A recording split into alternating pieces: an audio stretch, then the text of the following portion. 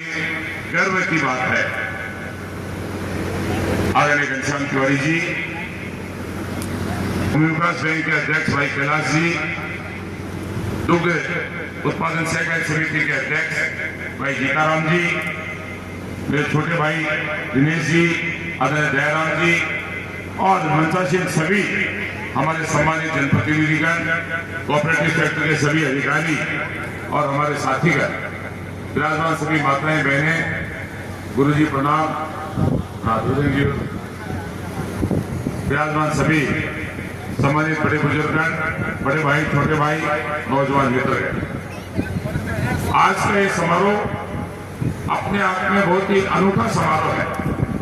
एक ऐसा समारोह जिसमें आदरणीय मोहनलाल जी ने पंचायत राज और सहकारिता में पूरा जीवन जो है बहुत नजदीकी से आपने पंचायत राज और सहकारिता का काम किया, बहुत नजदीकी से आपने जनता की सेवा की। आज उसके भवन का लोकार्पण भी हुआ। ग्राम पंचायत का भवन भी आदरणीय मोहनलाल जी की देखरेख में, जो पूरे राजस्थान में ग्राम पंचायत के भवन है, वो भी अद्भुत भवन हमारी ग्राम पंचायत में है। मैं दिनेश जी को साधुवाद देना चाहूंगा कि प्रतिवर्ष की भांति इस वर्ष भी सबको मिलने मिलाने का मौका आपने और आपकी पूरी कमेटी ने, पूरी टीम ने दिया। इसके लिए सब बहुत ही आपका शुक्रगुजार भी करते हैं।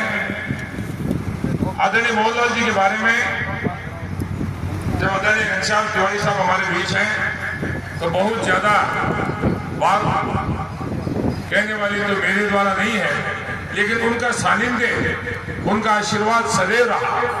मैं ये कह सकता हूँ, पूज्य रामदेव सिंह जी साहब, पूज्य रामेश्वर जी, आदरणीय घनश्याम तिवारी जी, आदरणीय मोहनलाल जी, इन सब ने मिलकर राजनीति में जिस प्रकार का वातावरण निर्मित किया वो अपने आप में बहुत महत्वपूर्ण है। सादगी, सामाजिक समरसता का भाव, प्यार और प्रेम के साथ जायज बात को जायज कहना, ये आप लोगों से सीखी जा सकती है। आप लोगों ने कभी किसी भी प्रकार की बात को कहने में हिचकिचाहट नहीं की। जब भी कोई मामला आया सार्वजनिक हित का, सामाजिक हित का, तो आप लोगों ने पार्टी से ऊपर उठकर भी हमारे सीकर जिले के लिए बड़े निर्णय किए। आदरणीय घनश्याम तिवारी जी जब राजस्थान की विधानसभा में कोई बात रखते रहे हैं, या आज देश की सबसे बड़ी पंचायत में राज्यसभा में कोई बात रखते हैं, तो सब लोग टकटकी लगा के कि एक विद्वता पूर्ण तरीके से बात कहने का तरीका और उसको मनवाने की बात जो है वो कहीं सीखी जा सकती है, तो आदरणीय घनश्याम तिवारी जी सीखी जा सकती है। मेरा जैसे साधारण एक कार्यकर्ता जिनको आपने राजनीति में लाने के लिए पूज्य रामदेव सिंह जी से कहा कि सुभाष हमें सौंप दो, सुभाष को आगे बढ़ाने का काम मेरा है, और आपने सीधा पार्लियामेंट का इलेक्शन लड़वाने का जो काम और जो आशीर्वाद मुझे दिया, मैं इस बात के लिए सदैव जीवन पर्यंत, पीढ़ी दर पीढ़ी, कि आपने ऐसे साधारण कार्यकर्ता को, जो अध्यापक का पुत्र, उसको आगे बढ़ाने का काम किया।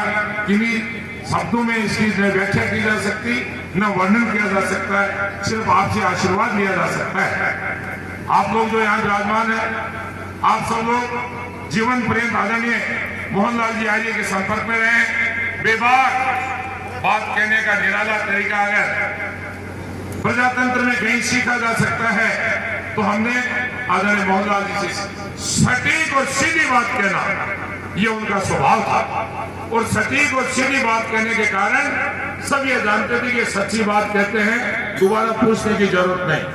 आदरणीय मोहनलाल जी चलती फिरती यूनिवर्सिटी थे, और आज ये यूनिवर्सिटी का रूप जो आप यहाँ देख रहे हैं, ये यूनिवर्सिटी न जाने कितनी जगह की चर्चाएं चली, कितनी बातें चली यूनिवर्सिटी के चयन में। जब ये बात है और समाज सेवी आशु कवि दयाराम जी महरिया जी, दिनेश मोहनलाल जी के सुपुत्र और समस्त सज्जनों देवियों, देखो वादा है कि मेरो और मोहन जी को संबंध या को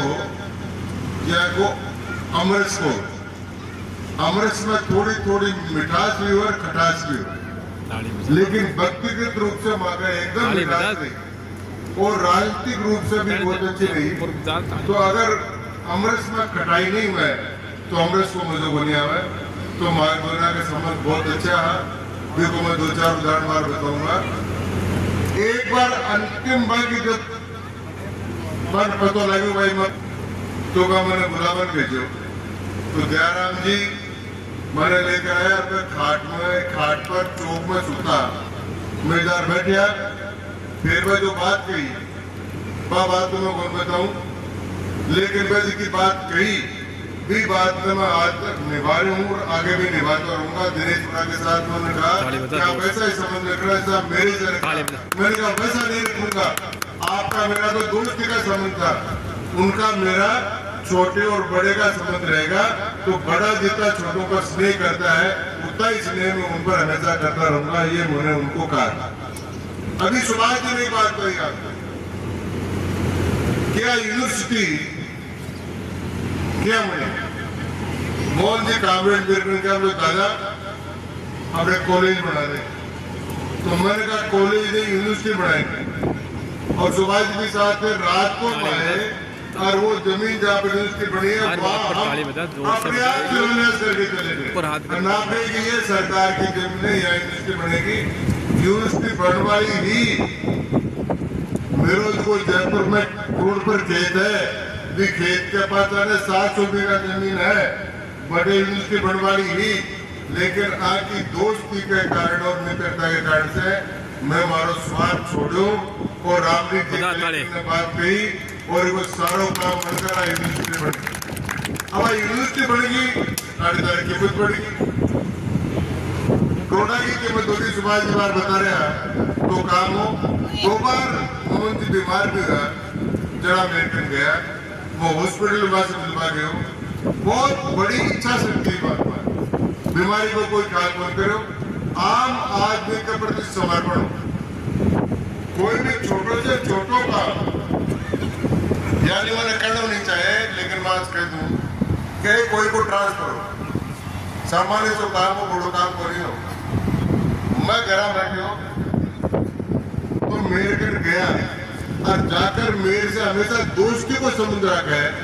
जगह दिन जाकर मेरे सामने नीचे बैठा मगर नीचे क्यों बैठा मोहन जी, बोले दादा आज तो नीचे बैठ से क्यों, बोले उठार ऊपर बैठाना है तो वो काम करना पड़ती मगर वो काम तो बीजेपी वाला से कैसे कह रहे हो काम मत करो। बोले कोई बीजेपी को चाहिए और वो काम तो करना पड़ती जना ऊपर बैठ।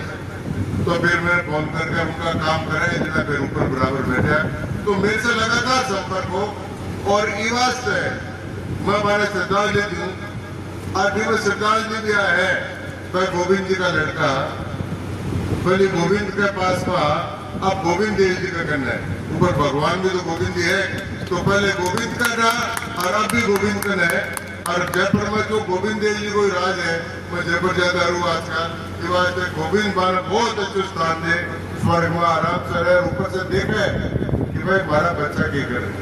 देखो जिनका बच्चा उनके पिता के माँ के जाने के बाद उनकी स्मृति में उनके चलाए हुए कार्यों को पूरा करते हैं तो उनके पितरों की आत्मा को शांति मिलती है और आगे आने वाली पीढ़ी को आशीर्वाद मिलता है। इसलिए दिनेश जी आप जो लोग काम कर रहे हैं उससे कामरेड साहब की आत्मा को शांति मिलेगी और आपके आने वाली संतति को आशीर्वाद का भी कल्याण होगा, आने वालों का भी कल्याण होगा और आपका भी कल्याण होगा।